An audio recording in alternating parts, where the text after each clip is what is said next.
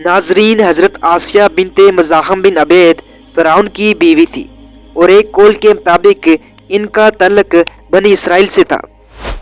حضرت آسیہ نے اللہ تعالیٰ سے دعا مانگی، اے میرے اللہ، میرے لیے جنت میں ایک گھر بنا دے، مجھے فرعون اور اس کے برے عمل سے نجات بخش دے اور ظالم قوم سے چھٹکارا دلا دے۔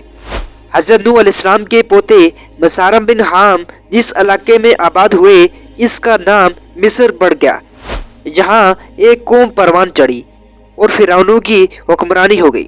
پھر جب حضرت یوسف علیہ السلام مصر کے حاکم بنے تو ان کے والد حضرت یعقوب علیہ السلام اپنی باقی بیٹیوں سمیت مصر منتقل ہو گئے اور گوشن کے علاقے میں آباد ہوئے اور انہیں اسرائیلی کے نام سے پکارا جانے لگا۔ ناظرین، فرعون کے نجومیوں نے بتایا کہ بنی اسرائیل میں اللہ کا ایک نبی پیدا ہوگا جو تمہارے اقدار کا خاتمہ کرے گا اور اسی کے ہاتھوں تمہیں موت آئے گی۔ فرعون نے اس خطرے سے بچنے کی پیش بندی یوں کی کہ بنی اسرائیل کو غلام بنا لیا۔ وہ ان سے گھٹیا اور ادنا کام کراتا، ان کے ہاں پیدا ہونے والے لڑکوں کو قتل کرا دیتا اور لڑکیوں کو زندہ رہنے دیتا اور کمزوروں پر احسان کر کے اقتدار ان کے حوالے کر دیتا۔ فرعون کو انجام تک پہنچانے والا بچہ بنی اسرائیل کے ہاں پیدا ہو کر رہا۔ حضرت موسیٰ علیہ السلام کے والد کا نام عمران تھا۔ انہیں اندیشہ تھا کہ ظالم فرعون ان کے بچے کو پیدا ہوتے ہی مروا دے گا۔ ماں کو اللہ کی طرف سے پہلے ہی وحی آ گئی تھی بچے کو دودھ پلانا، اور جب اس کی جان کو خطرہ ہوا تو اسے دریا میں ڈال دینا اور ڈر یا اندیشہ نہ رکھنا۔ پھر ارشاد یوں ہوا کہ اس نومولود کو صندوق میں رکھو، صندوق کو دریا میں ڈال دو تو دریا اسے کنارے پر ڈال دے گا، پھر اس صندوق کو میرا اور تمہارا دشمن فرعون اٹھا لے گا۔ حضرت موسیٰ علیہ السلام کی والدہ کو یہ تسلی بھی دی گئی کہ ہم اس بچے کو تمہارے پاس لوٹا دیں گے اور اسے اپنے رسولوں میں سے بنائیں گے۔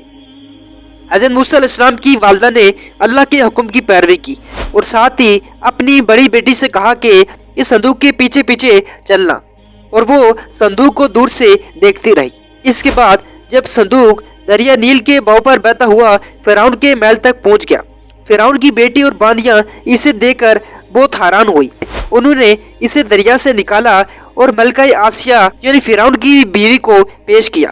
انہوں نے صندوق کا ڈھکنا کھولا تو ایک خوبصورت بچے کو دیکھ کر بہت خوش ہوئی، فوراً بچے کو پالنے کا فیصلہ کر لیا۔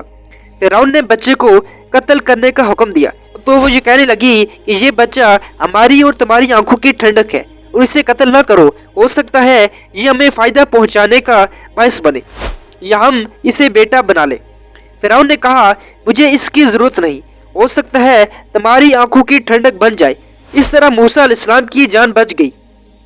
ناظرین، اتفاق کی بات ہے کہ ملکہ آسیہ بنت مزاحم کا تعلق بھی بنی اسرائیل سے تھا اور وہ دور کے رشتے میں حضرت موسیٰ علیہ السلام کے پھوپھی بھی لگتی تھی۔ اس کے بعد اللہ تعالیٰ کے حکم سے نومولود نے کسی بھی دائیا کا دودھ پینے سے انکار کر دیا، اور جیسا کہ اللہ تعالیٰ کے ارشاد ہے، ہم نے موسیٰ پر دائیوں کی دودھ حرام کر دیا۔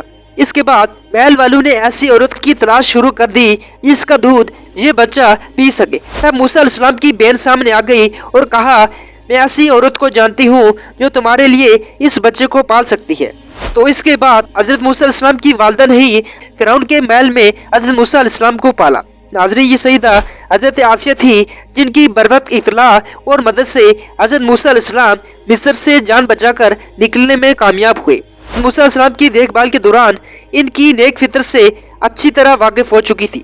جب حضرت موسیٰ علیہ السلام نے اپنے نبی ہونے کا اعلان کیا اور فرعون کے جادوگروں اور ان کے جھوٹے سانپوں کو اپنے عصا سے شکست دی تو وہ فوراً ایمان لے آئی، لیکن چونکہ اپنے شوہر فرعون کے مظالم کو بھی خوب جانتی تھی اس لیے اپنے ایمان کا اظہار نہ کیا۔